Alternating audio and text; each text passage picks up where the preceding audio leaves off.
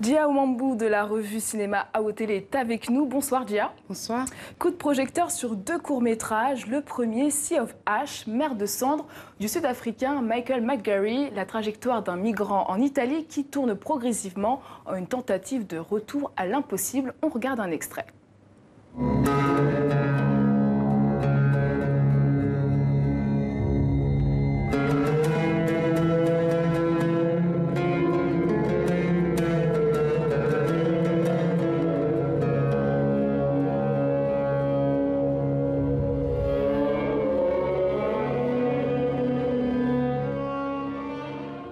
Alors Dia Omambou, pourquoi avez-vous été marqué par ce film Sea of Ash?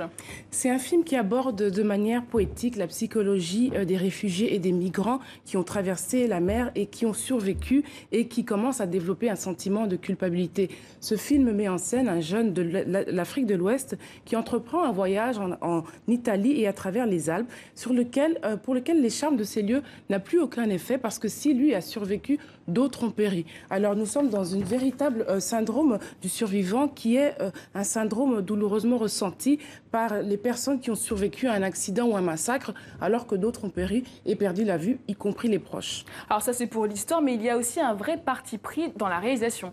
Oui, c'est une œuvre très remarquable visuellement et ce, sans aucun dialogue, mais la musique est très omniprésente. Il y a un véritable travail de l'image que l'on doit au réalisateur sud-africain Michael McGarry, qui est à la base un photographe et même sculpteur à ses heures d'ailleurs.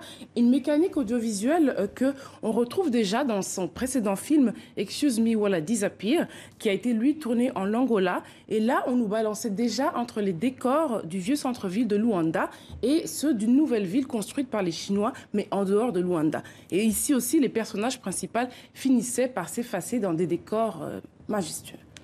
Et le second court-métrage qui vous a tapé dans l'œil nous vient du Kenya, l'histoire de Chebe. Cette fois-ci, cette femme cultive du thé dans les hauts plateaux.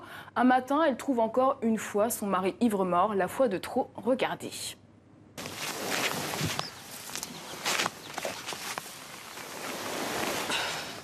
Kuna mtu kanaamba kufungia hapa? Hapana, sisi ni mtu anajaribu kucheza mchezo mbaya bwana. Si mnifungue. Mchezo aina gani? Mchezo aina gani? Wewe ni mtu mbaya.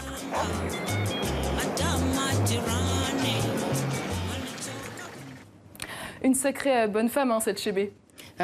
Oui, ça, on peut le dire et qu'on prend plaisir à regarder, même quand elle se fâche. Hein. D'ailleurs, Chebet, en fait, est le portrait d'une femme résiliente. Elle travaille dur, elle ne gagne pas beaucoup d'argent, elle est enceinte et son mari, alcoolique, ne l'aide pas visiblement. Elle contient, en fait, toutes ces forces qui animent ces femmes qui sont dans des situations difficiles, mais qui fait tout pour joindre les deux bouts. Alors, ça peut aller du mariage aux pressions socio-économiques qu'elles subissent. Le film, ici, a voulu refléter des millions de femmes kenyans qui se battent à elles seules pour garder leur ménage. Alors c'est une situation dramatique mais qui n'a pas empêché une mise en scène ludique. Ah, et c'est bien la force du film. Le réalisateur de Nairobi, Anthony Koros, en fait une description honnête. Il a veillé à mettre quand même le bien, le beau et surtout le drôle. Et c'est ce qui fait qu'il réussit à capturer une certaine dignité pour cette femme et qui rend le film, dans ce cas, non seulement une dénonciation, hein, mais ça permet aussi de célébrer les femmes fortes qui ont choisi de relever le défi